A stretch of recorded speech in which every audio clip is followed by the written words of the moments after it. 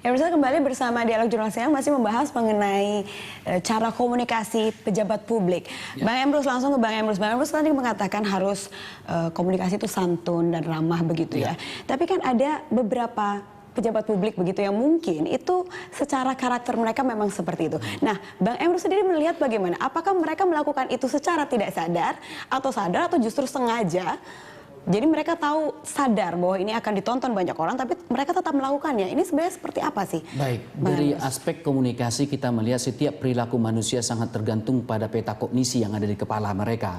Kalau Uno katakan tadi bahwa itu kedewasaan, iya. Tetapi dari sudut komunikasi politik, selain ketidakdewasaan, yang ada di peta kognisi mereka adalah kekuasaan. Mereka adalah politisi. Politisi itu biasanya berpikir bagaimana memperoleh, mempertahankan, memperluas kekuasaan. Jadi yang ada di pikiran mereka kekuasaan. Apapun dilakukan, Machiavellian, artinya menghalalkan semua cara. Sehingga mereka tidak lagi mengindahkan etika, termasuk menggunakan lambang-lambang komunikasi nonverbal itu. Karena di belakang mereka, peta kognisi mereka, saya tidak mau kekuasaan saya ini digerogoti. Saya tidak mau partai saya ini di mata lawan menjadi tidak baik. Mereka akan membela mati sekalipun mereka mengucapkan atau menggunakan lambang-lambang nonverbal, termasuk penggunaan simbol-simbol tangan dan lain-lain sebagainya. Artinya ini strategi komunikasi politik juga justru?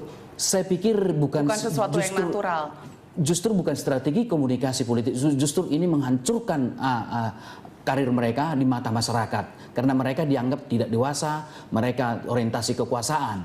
Seharusnya mereka ini justru harus belajar komunikasi, etika komunikasi, termasuk penampilan, termasuk cara duduk dan lain-lain sebagainya. Itu adalah membawakan adalah personal branding seseorang. Saya pikir di Republik ini masih ada juga. Kalau mohon maaf kalau saya sebut misalnya yang bagus gitu ya, bukan harus yang jelek semua. Secara umum misalnya politisi kita yang bagus itu SBY dengan tenang, dengan segala kekurangannya, bukan saya katakan tidak ada full. Tetapi kita bandingkan dengan yang lain, ini adalah kesantunannya muncul sekali gitu ya. Karena apa? Kesantunan itu suatu kewajiban. Kalau kita tidak santun, saya tidak terbayang oleh saya suatu negara kaya raya misalnya, tetapi tidak santun. Itu berbahaya. Justru lebih penting etika daripada persoalan materi. Tapi tadi Bang Emrus kan mengatakan contoh Bapak SBY yang sangat santun begitu ya komunikasinya. Tapi mungkin tidak ini strategi yang dikatakan Amanda tadi, strategi politik, komunikasi politik, sehingga Pak SBY sangat santun, tapi ada anggota lain dari partainya, katakanlah ini Bang Ruhut kan cukup terkenal dengan vokal begitu ya. Apakah itu mungkin memang diposisikan seperti itu dalam komunikasi politik? Kalau saya melihat kasus yang Ibu angkat tadi, Ruhut dan SBY, saya pikir tidak direncanakan secara sengaja. Begitu ya? Tetapi itu adalah karakter masing-masing. Artinya Ruhut dengan karakternya, SBY dengan karakternya.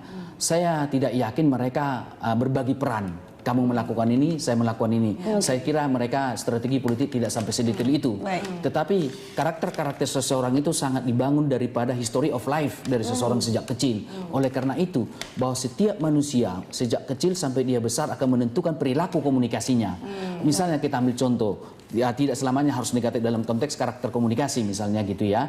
Misalnya orang Batak, lahir dan besar di Jogja. Orang Batak dan lahir dan besar di Samosir sana. Dua-duanya baik. Tapi karakter akan menentukan. Artinya interaksi komunikasi akan menentukan kepribadian seseorang. Jadi betapa esensialnya komunikasi di dalam membentuk realitas sosial termasuk karakter. Bagi orang yang menafikan menganggap komunikasi sesuatu yang remeh-temeh, saya pikir dia tidak menyadari bahwa kepribadian, penampilan kita, katakanlah diri kita terbentuk melalui proses komunikasi. Ada teori yang mengatakan, kalau boleh diizinkan saya, Peter Berger dan Thomas Lackman mengatakan social construction theory. Artinya realitas sosial, perilaku sosial itu dikonstruksi bersama-sama dengan manusia lain, berinteraksi sehingga ada kesepakatan yang mereka buat. Misalnya, kenapa wanita misalnya rambutnya harus panjang? Itu kesepakatan bersama melalui interaksi seperti itu.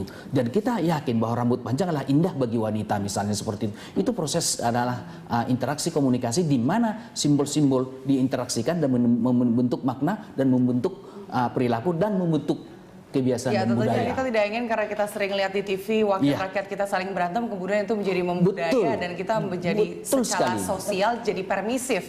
Ibu Min, apakah Anda memiliki pengalaman mungkin mengajarkan sebuah mungkin ilmu atau knowledge untuk beretika, berkomunikasi untuk pejabat publik mungkin dalam kurikulum Anda? Memang saya banyak sekali pengalaman di dalam memberikan pelajaran kepada mereka.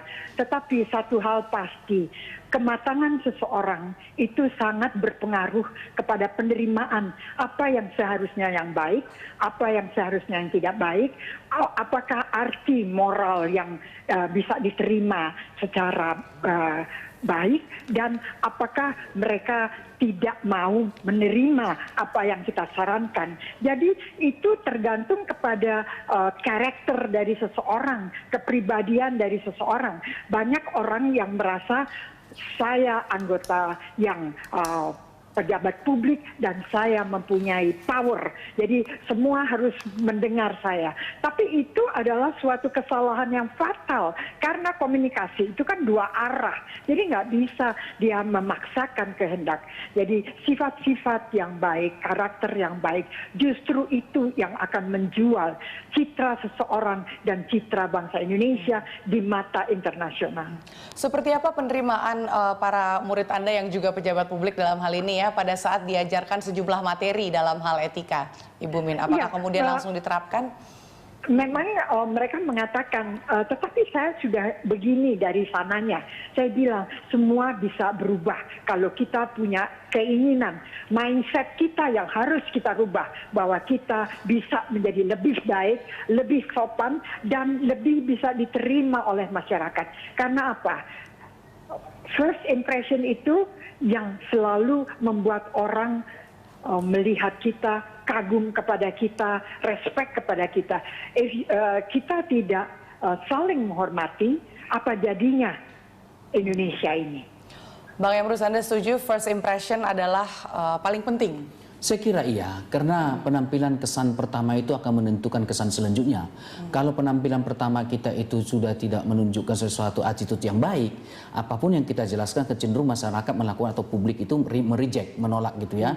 Apapun itu. Jadi oleh karena itu tidak suatu hal yang aneh bagi kita. Misalnya katakanlah di front office, misalnya di bank atau di mana, orang-orang yang duduk di depan itu memang harus dengan demikian. Seperti ibu misalnya di depan kamera, bagaimanapun harus dengan demikian gitu ya. Artinya penampilan pertama sesuatu yang baik. Karena itu akan menentukan kesan-kesan berikutnya. Maka dalam teori komunikasi, attention effect, sesuatu yang baik di dalam awal pembicaraan kita. Ya, Bang Emrus, katakanlah para pejabat publik kan dipilih begitu ya, kan ada proses fit and proper test dan lain-lain begitu.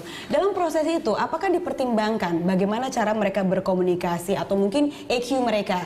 Begitu, apakah dipertimbangkan hal itu? Ataupun mungkin disiapkan ada training atau latihan untuk para pejabat publik sebelum akhirnya masuk dan menjadi pejabat publik dan berbicara kepada banyak orang. Anda melihatnya bagaimana kalau di Indonesia ini? Baik, sebelum saya menjawab bagaimana kondisi di Indonesia, fit and proper test yang kita lakukan itu kan pejabat-pejabat tertentu, misalnya Kapolri dan lain-lain sebagainya. Tapi untuk gubernur, untuk bupati, untuk DPR tidak ada dilakukan, sehingga nggak usah heran bagi kita, dan cenderung partai kita merekrut seseorang itu atas dasar pertimbangan politik, tidak atas pertimbangan fit and proper test, sehingga nggak usah heran begitu masuk ke Senayan sana ada yang tertangkap korupsi dan lain-lain sebagainya, ada yang melakukan perilaku yang tidak enak dipandang mata. Begitu dia duduk jabatan eksekutif pun ya kita lihatlah gubernur kita misalnya seperti itu. Nah, memang menjadi miris ketika cara mereka berkomunikasi menunjukkan sebetulnya level of education-nya. Education dalam arti luas. Iya, dalam arti luas kepribadian. Iya, level pendidikan dalam arti luas ya. Kita sapa dulu Ibu Min, karena Ibu Min akan berakhir dengan kita di segmen ini. Pemirsa, Bu Min.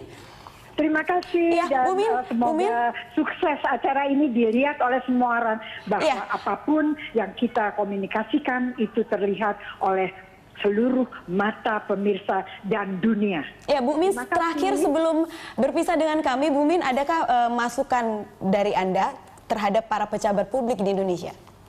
Ya, para pejabat publik di Indonesia harus lebih bisa tidak emosional. Mereka harus tertata di dalam mengemukakan pendapatnya. Mereka harus melihat dan mengetahui bahwa apa yang mereka lakukan, apa yang mereka katakan akan selalu menjadi role model, keteladanan dari seluruh apa yang akan dicitrakan oleh diri mereka dan akan ditiru oleh masyarakat Indonesia dan akan dilihat oleh mata dunia. Jadi saya berharap sekali please jangan emosional di depan publik. Terima kasih. Baik, terima kasih Ibu Min sudah bergabung dan berbagi informasi bersama Lunch Talk siang hari ini. Oke, terima kasih. Ibu Min Uno, pemirsa Lunch Talk masih akan kembali usai jeda berikut. Tetap bersama kami.